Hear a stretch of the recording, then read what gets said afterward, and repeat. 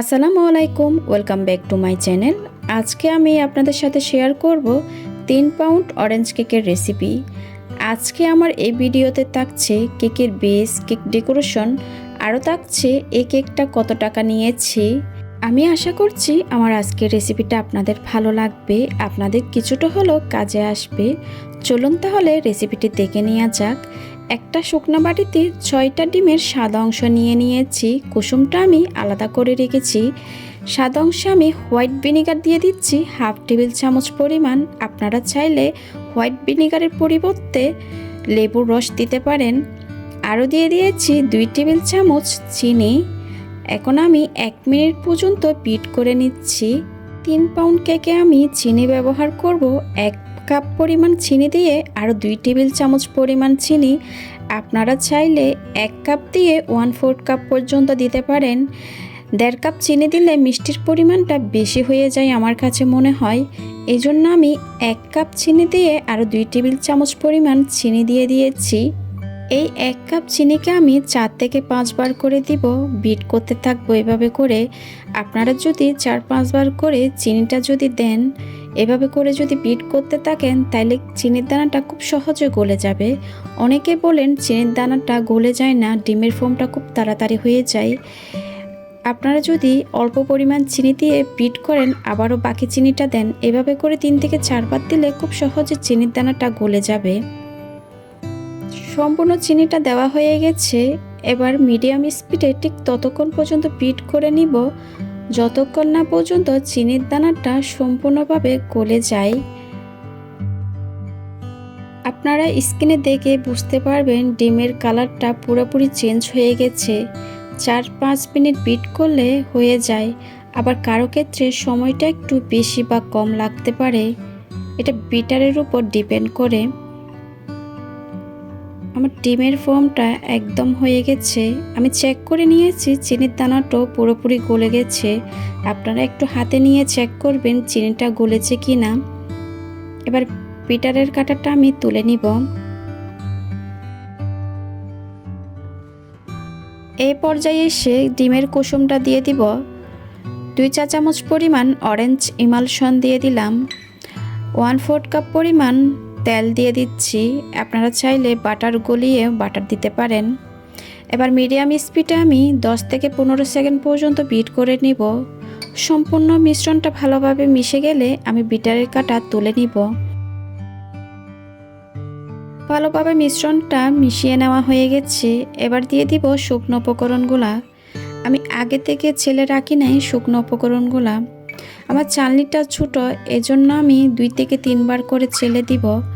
1 cup পরিমাণ ময়দা নিয়ে নিয়েছি।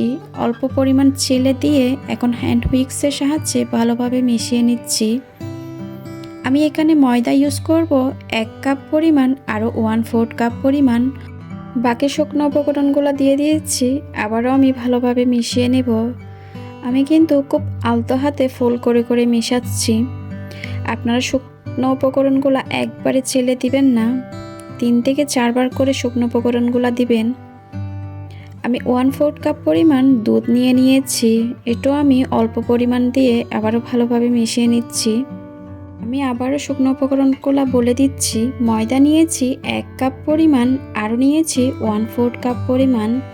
কর্নফ্লাওয়ার নিয়েছি 4 টেবিল চামচ পরিমাণ, অর্থাৎ 1/4 কাপ পরিমাণ। আপনারা যারা প্রশ্ন করেন কর্নফ্লাওয়ারটা কেন দেওয়া হয়, কর্নফ্লাওয়ারটা দেওয়া হয় ময়দাটাকে উইক করার জন্য। ময়দাটা বেশি স্ট্রং থাকে, কর্নফ্লাওয়ারটা দিলে এটা কেক ফ্লাওয়ারের মতো হয়ে যায়। বেকিং পাউডার দিয়ে দিয়েছি 2 চা চামচ পরিমাণ। 1/4 টিস্পুন পরিমাণ লবণ দিয়ে দিয়েছি। আবারও আমি শুকনো উপকরণগুলো চেলে নিয়েছি। এবার আবারও হ্যান্ড হুইক্সের সাহায্যে ভালোভাবে মিশিয়ে নিব। শুকনো উপকরণগুলো ভালোভাবে মিশিয়ে নেওয়া হয়ে গেছে। এবার একটা স্প্যাচুলার সাহায্যে আরেকটু মিশিয়ে নিচ্ছি। আমি আপনাদেরকে একটু দেখিয়ে দিচ্ছি কেকের ব্যাটারের ঘনত্ব কীরকম হবে। আমি আগে থেকে ওভেনটা প্রিহিট করে নিয়েছি 10 মিনিটের জন্য 160 ডিগ্রিতে। এখন কেকটা আমি ওভেনে দিয়ে দিয়েছি। আর কেকটা আমি বেক করেছি 12 ইঞ্চি মোল্ডে। কেকটা হয়ে যাওয়ার পর ওভেন থেকে বের করে ঠান্ডা করে নিয়েছি। আমি এখানে বোর্ড নিয়েছি 14 ইঞ্চি। কেকটা আমি বেক করেছি 12 ইঞ্চি মোল্ডে। 2 ইঞ্চি বোর্ড বেশি নিতে হয়। এবার আমি কেকটা দুইটা ভাগে স্লাইস করে নিয়েছি। আপনারা চাইলে 3টা করতে পারেন। বোর্ডে সামান্য পরিমাণ ক্রিম দিয়ে একটা স্লাইস বসিয়ে দিয়ে পরিমাণ মতো সুগার সিরাপ দিয়ে ক্রিম দিয়ে দিয়েছি। ক্রিমটা যখন সমান হয়ে গেছে কেকের দ্বিতীয় স্লাইসটাও বসিয়ে দিয়েছি। আমি এখানে সুগার সিরাপ হিসাবে ব্যবহার করেছিলাম দুধ। 1/3 কাপ দুধের সাথে 4 টেবিল চামচ চিনি মিশিয়ে সুগার সিরাপ তৈরি করে নিয়েছি। এবার কেকটা ক্রাম কোটিং করে নিচ্ছি। অল্প পরিমাণ ক্রিম দিয়ে ভালোভাবে ক্রাম কোটিং করে নিচ্ছি। যারা নতুন অবশ্যই ক্রাম কোটিং করবেন, এতে করে কেকের ফিনিশিংটা খুব সুন্দর আসে। কেকটা ক্রাম কোটিং করার পর ফ্রিজে রেখে দিয়েছিলাম 2 ঘন্টার জন্য। 2 ঘন্টা পর কেকটা ফ্রিজ থেকে বের করে আবারও ক্রিম দিয়ে দিচ্ছি। কিছুটা ক্রিম আমি এক ইয়েলো কালার দিয়ে দিয়েছিলাম। কেকের সাইডে ভালোভাবে ক্রিম দেওয়া হয়ে গেলে উপরও আমি ক্রিম দিয়ে দিচ্ছি। ভালোভাবে ক্রিমটা দিয়ে দিতে হবে যেন কেকটা দেখা না যায়।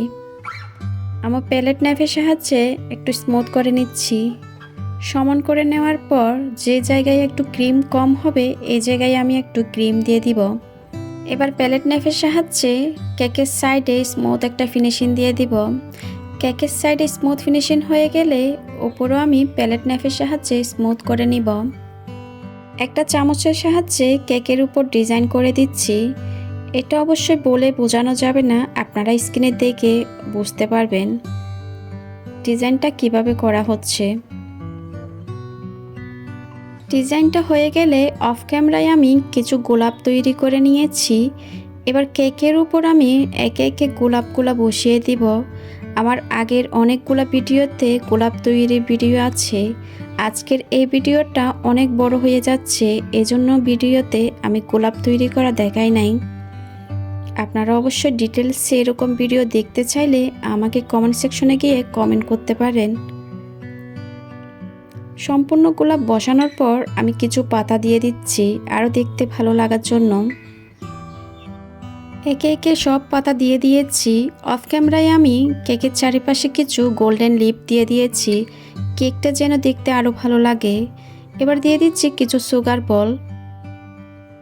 অবশ্যই ডিজাইনটা আপনারা নিজেদের পছন্দ অনুযায়ী করতে পারবেন। আর এই কেকটার দাম রেখেছিলাম 1800 টাকা। দেখলেন তো কত সহজে একটা 3 পাউন্ড কেক তৈরি করা যায়। আমি আশা করছি আমার আজকের রেসিপিটা আপনাদের ভালো লাগবে। আমার ভিডিও ভালো লাগলে অবশ্যই আমার চ্যানেলটা সাবস্ক্রাইব করবেন। ভিডিও রিলেটেড কোনো কোয়েশ্চেন থাকলে সেটা আমাকে কমেন্ট সেকশনে গিয়ে কমেন্ট করবেন। আজকের ভিডিও দেখার জন্য আপনাদেরকে অনেক ধন্যবাদ। সবাই খুব ভালো থাকবেন। আল্লাহ হাফেজ।